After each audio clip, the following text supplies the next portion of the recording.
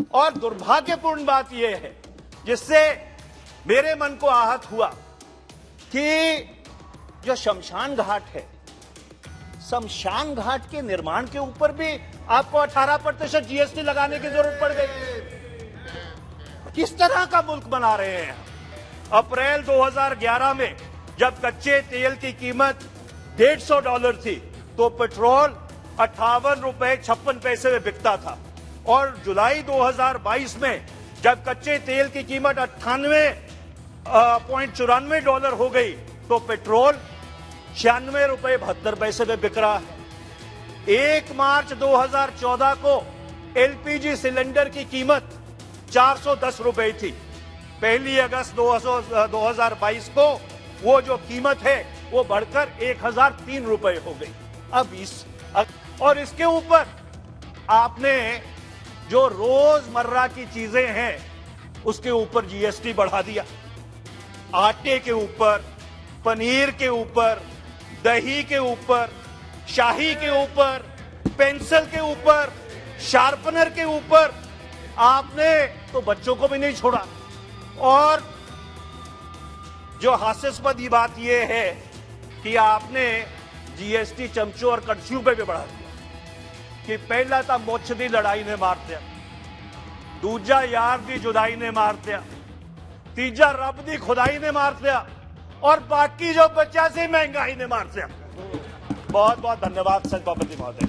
2021 में एक रिपोर्ट सार्वजनिक हुई और उस रिपोर्ट के मार्फिक ये पता लगा कि 23 करोड़ लोग दोबारा से गरीबी रेखा के नीचे चले गए। संकट से उभारने के लिए जब लोगों की जेब में पैसा डालना जरूरी था सभापति महोदय, तो सरकार ने क्या किया? पूंजीपतियों की जेब में पैसा डाला। 2019 में 1,45,000 करोड़ के अपना कंसेशन कॉर्पोरेट सेक्टर को दिए, और 2014-15 से 19-20 के बीच 4,32 लाख करोड़ रुपए के जो कंसेशंस हैं वो पूंजीपतियों को इस सरकार में दिए। अगर उससे भारत की अर्थव्यवस्था किक स्टार्ट हो जाती, if the engines of the economy would have started firing, I would have had no difficulty with it. But the fact is that despite the misplaced or despite what the government thought was a targeted strategy, it did not work. और जो भारत की अर्थव्यवस्था थी वो नीचे ही बैठती गई और जो लोग थे वो गरीब होते गए। अब मैं पेट्रोल और डीजल पे आता हूं, और मैं ये सब बात इसलिए कह रहा हूं कि वो जो आज हुआ है उसका कारण आज नहीं है, उसका कारण पिछले 8 वर्ष की इकोनॉमिक मिसमैनेजमेंट है। 2014-15 से लेके 21-22 तक इस सरकार ने 27 लाख करोड़ रुपया एक्साइज टैक्स और डिविडेंड के मार्फत पेट्रोल और पेट्रोलियम सेक्टर से इकट्ठा किया। उसमें से 23,625 करोड़ रुपया एक्साइज ड्यूटी के मार्फत और 4,23,775 करोड़ रुपया डिविडेंड और इनकम टैक्स के मार्फत। और अचंभे वाली बात यह है कि सरकार अपना खजाना तो भरती रही पर लोगों की जेबें खाली करती रही। मैं आपको एक उदाहरण देना चाहता हूं। अप्रैल 2011 में जब कच्चे तेल की कीमत $150 थी तो पेट्रोल 58 रुपए 56 पैसे में बिकता था, और जुलाई 2022 में जब कच्चे तेल की कीमत $98.94 हो गई तो पेट्रोल 96 रुपए 72 पैसे में बिक रहा है।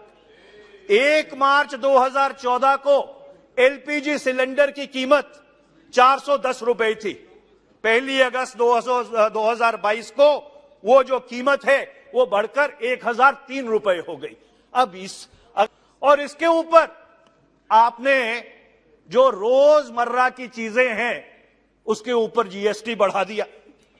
आटे के ऊपर, पनीर के ऊपर, दही के ऊपर, शाही के ऊपर, पेंसिल के ऊपर, शार्पनर के ऊपर आपने तो बच्चों को भी नहीं छोड़ा। और जो हास्यास्पद बात यह है कि आपने जीएसटी चमचों और कड़छियों पे भी बढ़ा दिया। और दुर्भाग्यपूर्ण बात यह है जिससे मेरे मन को आहत हुआ कि जो शमशान घाट है, शमशान घाट के निर्माण के ऊपर भी आपको 18% जीएसटी लगाने की जरूरत पड़ गई। किस तरह का मुल्क बना रहे हैं हम? क्या लोगों को बिल्कुल हम जमीन पे लेटा देना चाहते हैं? और इसीलिए मैं अंत में यह कहना चाहता हूं सभापति महोदय कि सरकार ने अपना बजट तो ठीक कर लिया होगा, पर 25 करोड़ जो इस देश में गृहस्थियां हैं उनका बजट पूरी तरह से बिगाड़ दिया। पंजाबी के शायर की 3 लाइनों के साथ अपनी बात समाप्त करता हूं। पंजाबी में कहते हैं कि पहला तो मुछ दी लड़ाई ने मार दिया, दूजा यार दी जुदाई ने मार दिया, तीजा रब दी खुदाई ने मार दिया और बाकी जो बचा सी महंगाई ने मार दिया। बहुत बहुत धन्यवाद सभापति महोदय।